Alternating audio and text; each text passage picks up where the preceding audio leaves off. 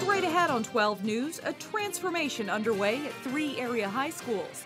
We stop by to show you the changes. Then, speaking of changes, find out about the big improvements planned for a Crystal Park. Plus, in Money Savers, come for the discount, but leave with so much more. You walk away with one new thing that could potentially save a life. 12 News starts right now. Hello, everyone, and thanks for joining us. We begin with charges against an accused serial burglar. Homeowners are breathing a bit easier in one Maple Grove neighborhood. Maple Grove police say 20-year-old Jacob Schultz hit at least 5 homes in recent months in the Boundary Creek area. Police say Schultz targeted homes with unlocked doors and one home more than once. Suspect going into unlocked homes in the middle of the night while people were sleeping and taking small items and mainly cash. He had repeatedly gone into homes that he felt comfortable with.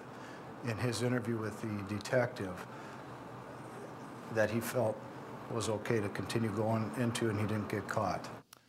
And Schultz was arrested in Coon Rapids last month. He already faces charges there for 14 burglaries or attempted burglaries. Also in Maple Grove, St. Patty's Day ended with a trip to jail for 2 drivers arrested for driving drunk. 12 News rode along with Maple Grove Police, which stepped up traffic enforcement on St. Patrick's Day.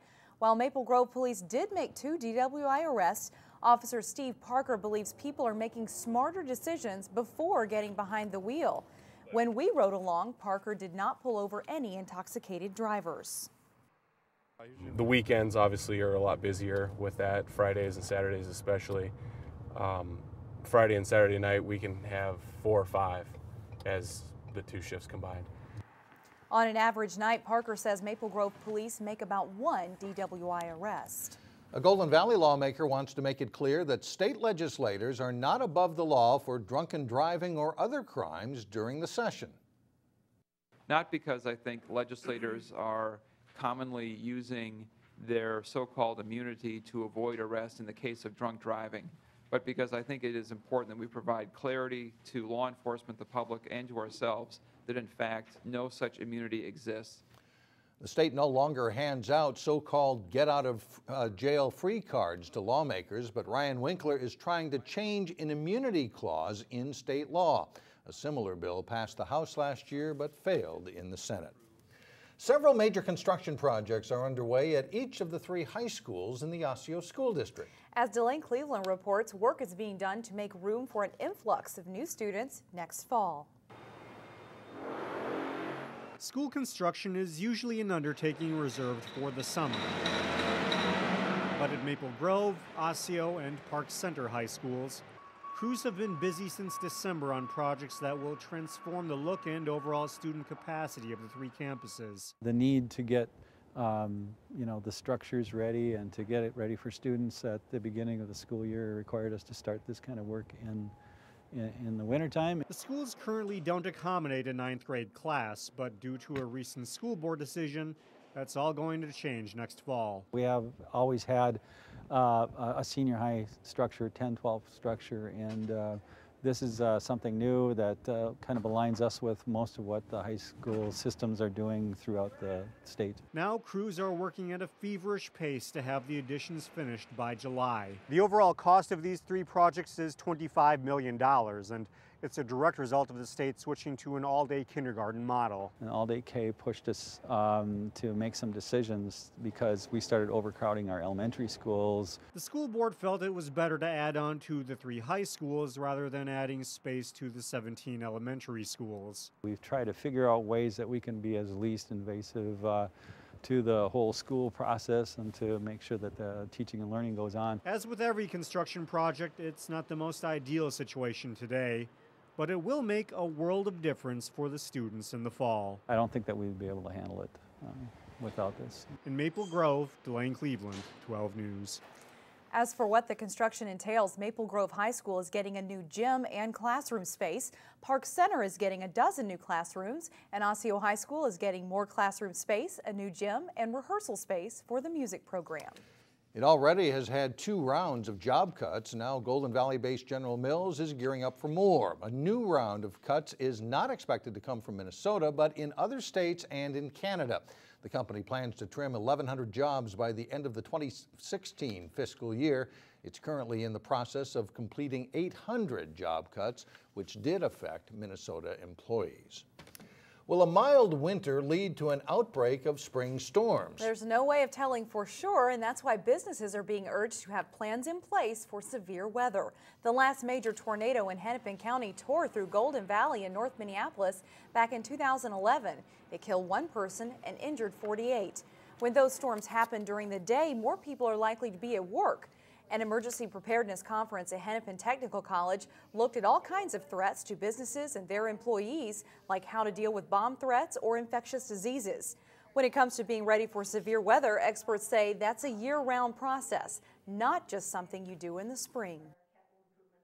Whether it's determining a better area for shelter within a building, or it's just providing training to employees and staff, whether it's updating all the documentation, all the planning documents and everything that are provided to key employees and security or whatever. It's really just a whole host of things. Todd Krause says that may include training some workers within a company to be storm spotters so they can tell when there is a real threat.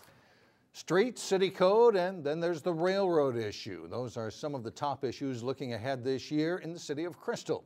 City Council member Julie Deschler highlighted the city's top priorities during a State of the City's presentation to the Crystal Business Association. Crystal is currently in a period of transition with 3 new council members elected last year.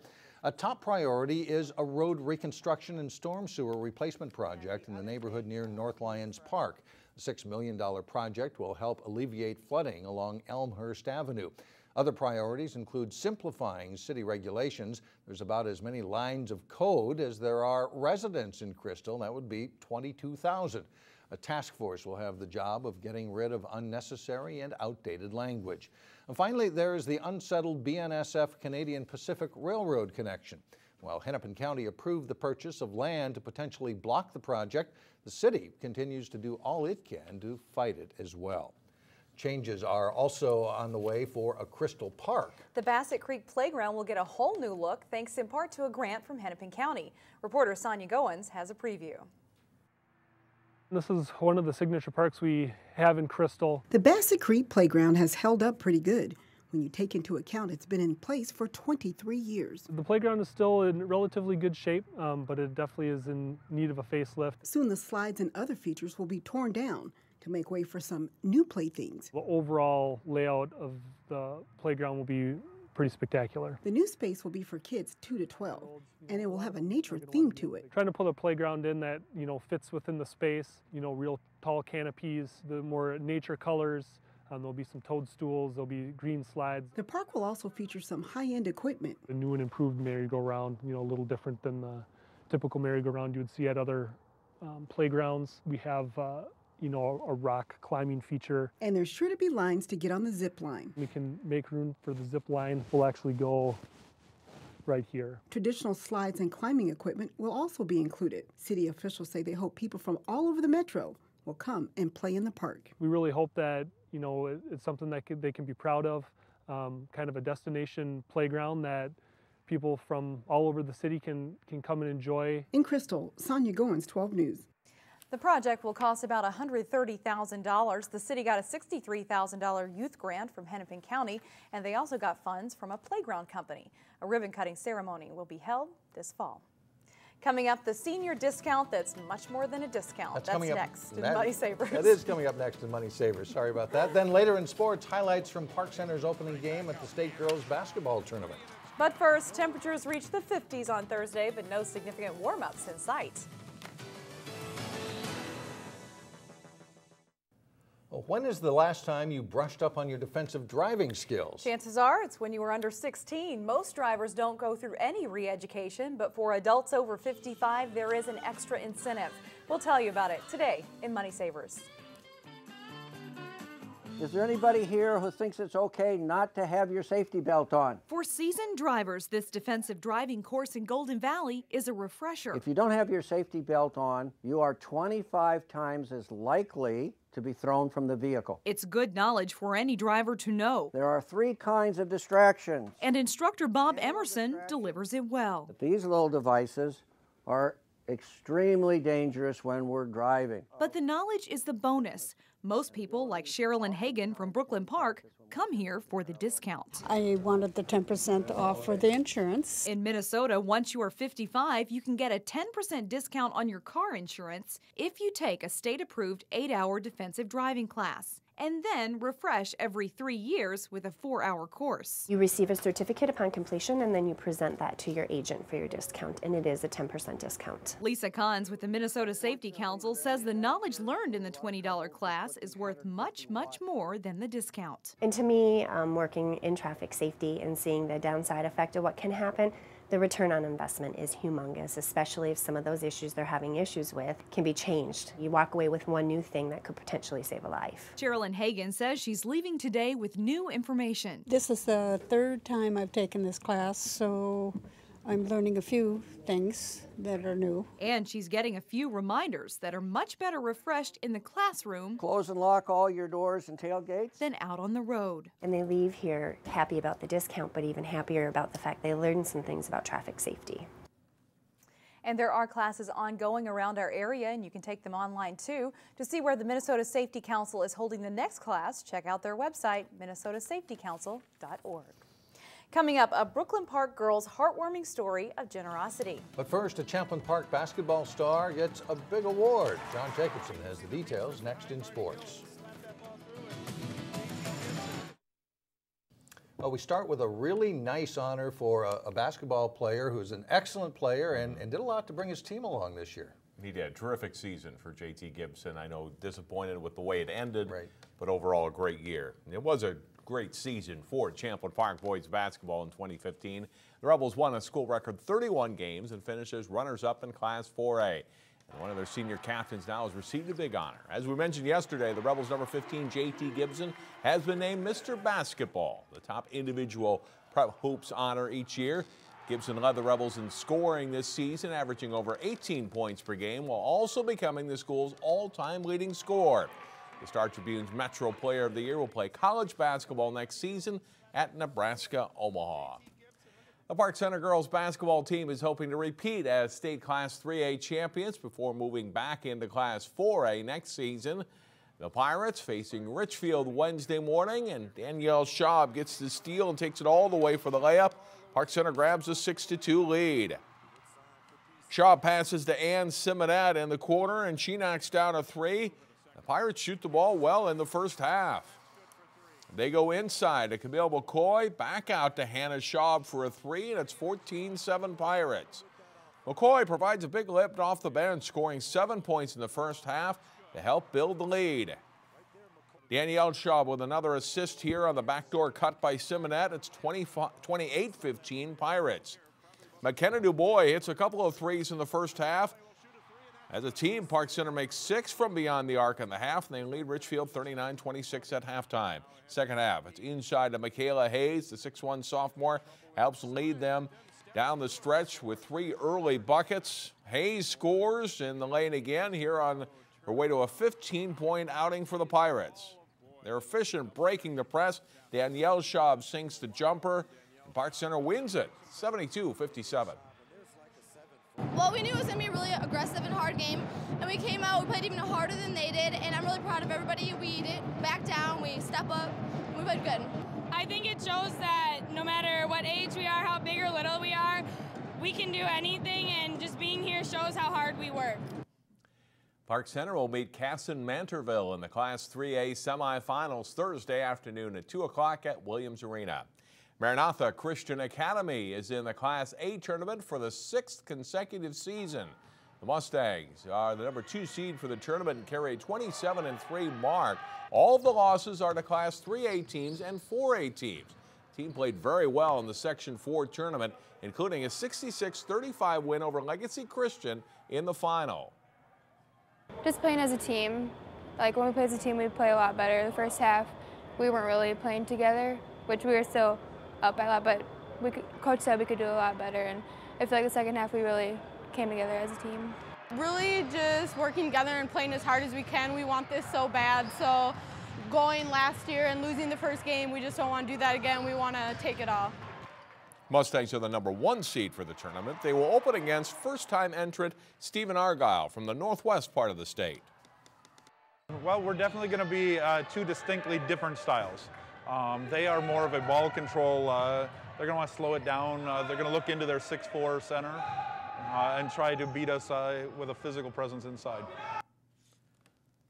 It's Maranatha versus Stephen-Argyle Thursday morning at 11 at Mariucci Arena. You can watch that game Friday at 10 a.m. and 10 p.m. here on Channel 12. The Hopkins girls basketball team has the day off today as they prepare for their semifinal game against Shakopee Thursday night. The Royals eliminated Rochester males 72-35 in the Class 4A quarterfinals Tuesday morning, forcing the Spartans into 39 turnovers while hitting on 50% of their own three-pointers. Next up is 5th-seeded Shakopee, a team the Royals beat early in the season. We asked Coach Cosgriff about Shakopee and about playing next at Williams Arena. Shakopee's got, Taylor Conan, who's really a special player going to North Carolina. They're really well coached by Juan. It's going to be a really good game. Williams Arena's, I kind of liken it to Wrigley Field of basketball arenas. It's old, it's got that nostalgia, and it's kind of the place that, for me as a player, I always wanted to play, and now I get to coach on it. Hopkins and Shakopee will tip off shortly after 6 p.m. Thursday at Williams Arena. And that's all good sports for today. Going back to Park Center, they look very comfortable out there. Yeah, you can tell they've been there in the state tournament before. Right, I think that the experience from last year certainly helped them. All right, thanks, John. Thanks, John. Up next, perhaps the feel-good story of the Easter season. The Brooklyn Park girl who helps others feel better when we come back. And finally, a Brooklyn Park 12-year-old who makes Easter extra special. Alanna Worrall puts together dozens of Easter baskets for children at Gillette Children's Hospital in St. Paul. She started making what she calls Feel Better baskets 6 years ago following her own recovery at the hospital. Alanna recently received the Prudential Spirit of Community Award as the top middle school age youth volunteer in Minnesota. For the honor, Alanna received a $1,000 cash prize and will receive a trip this May to Washington, D.C.